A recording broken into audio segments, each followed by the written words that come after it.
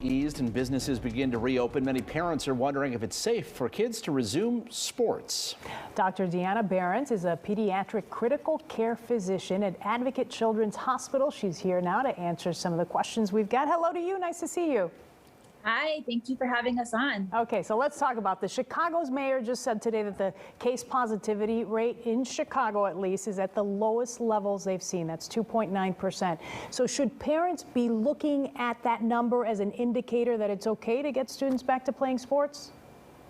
Yeah, that's a great question. And certainly community numbers are important in determining for a family if it is safe for their child to resume sports.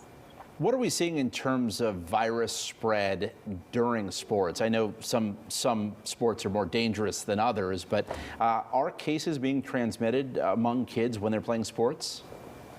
So that is a really great question. The truth is that, of course, sports are a risk of spreading transmission, but you can do a lot, or schools can do a lot to decrease the transmission. For instance, if a child is playing a sport that's outside and able to be socially distanced, like baseball or track, that's going to be a lot safer than if they are inside playing a really heavy intensity game like basketball. And schools and parents can take measures to make it safer for kids, like making sure that everybody is wearing appropriate face coverings at all times, that they are practicing good hand hygiene, and that they are making sure that if they do have an exposure or a family member has an exposure, that they're reporting it to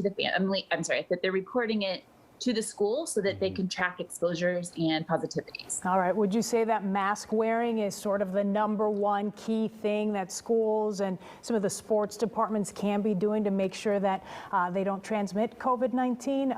Other than the mask, what else would you recommend they do? Yeah, absolutely. So the masks wearing is definitely important, and not just for the children and the participants, but also for spectators and coaches. Additionally, patients, that's what I'm used to saying. If the children or teenagers are participating in sports that they are training at, if they have some pods, for instance, if they have small groups of participants that are training together, then that'll make it easier if one of them is exposed to minimize risks. If the families are considering traveling, we obviously recommend minimizing that. But if they have to, we recommend that they don't travel together, that they take basic safety measures, things like that. And what about kids wearing masks when they're, huffing and puffing from sports? Is there a downside, a danger to that? Should parents be concerned that, oh my gosh, they're breathing in too much of their own air or something like that? Yeah, so we recommend that, again, if able to, children wear masks at all times while practicing sports. But of course, there might be some circumstances where that wouldn't be practical. For instance, any child younger than 2, which really isn't in the population that we're talking about here, anyone who is able to physically or socially distance at 6 feet. And then, of course, if anybody is swimming, we don't want them to be wearing masks while they're swimming.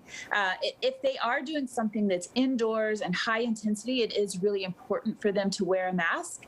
Ideally, if the family or the child or the school can provide extra masks in case it gets soiled while they're playing, that would be ideal as well. All right, take the precautions needed. Thank you so much, Dr. Deanna Behrens. We appreciate your time. Thank you so much. Have a great day. You too. Up next, Governor